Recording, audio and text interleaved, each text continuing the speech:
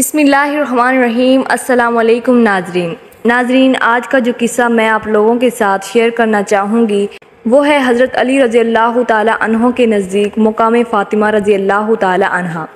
حضرت عروہ نقل کرتے ہیں کہ نبی کریم صلی اللہ علیہ وآلہ وسلم کی زوجہ محترمہ حضرت عائشہ رضی اللہ تعالی عنہ فرماتی ہیں کہ حضور صلی اللہ علیہ وآلہ وسلم جب مکہ مکرمہ سے مدینہ تشریف لے آئیں تو آپ کی صاحبزادی حضرت زینب رضی اللہ تعالی عنہ مکہ سے کنانہ یا ابن کنانہ کے ساتھ روانہ ہوئیں اور مکہ والے ان کی تلاش میں نکل پڑے۔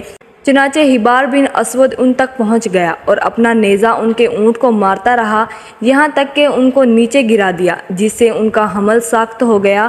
انہوں نے صبر و تحمل سے کام لیا اور انہیں اٹھا کر لایا گیا۔ بنو ہاشم اور بنو امیہ کا ان کے بارے میں آپس میں جھگڑا ہو گیا۔ بنو امیہ کہتے تھے کہ ہم ان کے زیادہ حقدار ہیں کیونکہ وہ ان کے چچا زاد بھائی حضرت ابو العاص کے نکاح میں تھیں۔ آخر میں یہ ہندو بنتے عتبہ بن ربیع کے پاس رہتی تھیں اور وہ ان سے کہا کرتی تھی کہ یہ سب تمہارے باپ یعنی حضور صلی اللہ علیہ وآلہ وسلم کی وجہ سے ہوا ہے۔ حضور صلی اللہ علیہ وآلہ وسلم حضرت زید بن حارثہ کو فرمایا کرتے کہ تم مکہ جا کر زینب کو لے نہیں آتے؟ انہوں نے کہا ضرور یا رسول اللہ۔ آپ نے فرمایا تم میری انگوٹھی لو، یہ ان کو بطور نشانی کے دے دینا۔ حضرت زید رضی اللہ تعالی عنہ مدینہ سے چلے گئے اور حضرت زینب تک چپکے سے بات پہنچانے کی مختلف تدبیریں اختیار کرتے رہے۔ چنانچہ ان کی ایک چرواہے سے ملاقات ہوئی۔ اس سے پوچھا کہ تم کس کے چرواہے ہو؟ اس نے کہا ابو العاص کا۔ حضرت زید رضی اللہ تعالی عنہ نے پوچھا یہ بکریاں کس کی ہیں؟ اس نے کہا زینب بنت محمد صلی اللہ علیہ وآلہ وسلم کی ہیں۔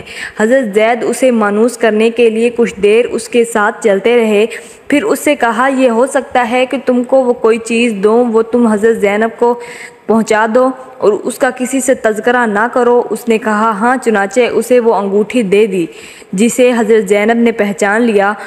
انہوں نے چرواہے سے پوچھا تمہیں یہ انگوٹھی کس نے دی؟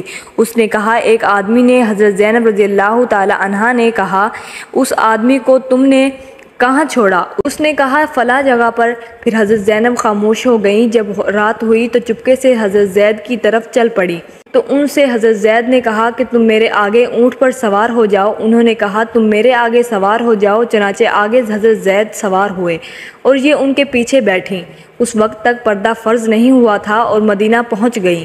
حضور نبی کریم صلی اللہ علیہ وآلہ وسلم ان کے بارے میں فرمایا کرتے تھے کہ میری بیٹیوں میں سے یہ سب سے اچھی بیٹی ہے جسے میری وجہ سے بہت تکلیف اٹھانی پڑی۔ جب یہ حدیث حضرت علی بن حسین رضی اللہ تعالی عنہ تک پہنچی تو وہ حضرت عروہ کے پاس آئے اور ان سے کہا کہ وہ کون کون سی حدیث ہیں جس کے بارے میں مجھے خبر ملی ہے کہ تم اسے بیان کر کے حضرت فاطمہ رضی اللہ تعالی عنہ کا درجہ کم کر دیتے ہو۔